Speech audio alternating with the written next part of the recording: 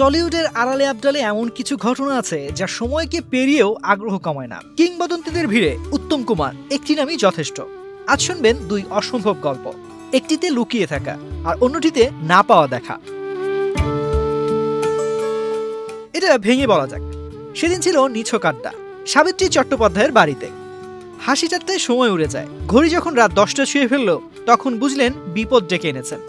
কারণ সাবিত্রী বলেই দিয়েছিলেন তার বাবার সময়ের ব্যাপারে কঠোর, আর নিয়মের বাইরে কিছু দেখলে রাগে বাতাস ভারী হয়ে যেত।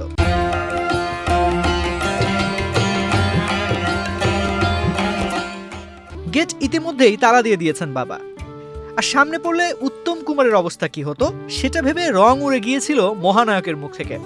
শেষ পর্যন্ত সাবিত্রীর পরামর্শ আর নিজের সম্মান বাঁচানোর তাগিদে তিনি আশ্রয় নিলেন বাথরুমেই। রাতভর সেখানে কাটিয়ে ভোরে চুপচাপ বেরিয়ে যান। অনেক পরে সাবিত্রী নিজেই হাসতে হাসতে বলেছিলেন উত্তমদা নাকি ভিতর থেকে ডাক দিচ্ছিলেন, সাবু আমি এখানেই আছি, তোমার বাবাকে খুব ভয় পাই। যত বড় তারকাই হোক না কেন, বাবা মায়ের শাসনের সামনে সবাই এক মুহূর্তে সাধারণ মানুষে ফিরে আসেন। এই ঘটনাটাই সেই প্রমাণ রেখে গেছে। এদিকে আরেক গল্প, অন্য রঙের অন্য ব্যথার। উত্তম সুচিত্রা এই জুটি শুধু সিনেমায় নয়, বাঙালির আবেগে জায়গা করে নিয়েছে বহু আগেই।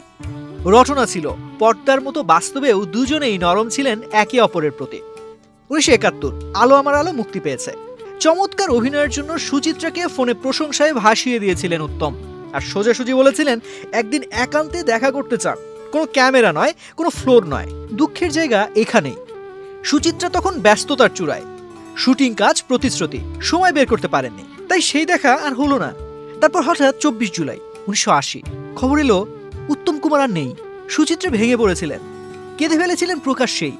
প্রথমে সিদ্ধান্ত নেন শেষ দেখাও দেখবেন না, পরে ঘনিষ্ঠদের কথায় চোখে সানগ্লাস চেপে নীরবে পৌঁছে যান শেষ শ্রদ্ধা জানাতে। সেই ছিল শেষ দেখা। এরপর নিজেকে সরিয়ে নেন আড়ালে। জীবনের এই অংশ আজও অনুরাগীদের মনে জমে থাকা দীর্ঘশ্বাস। তানজির রহমান, বিনোদন ডেস্ক, বাংলাদেশ প্রতিদিন।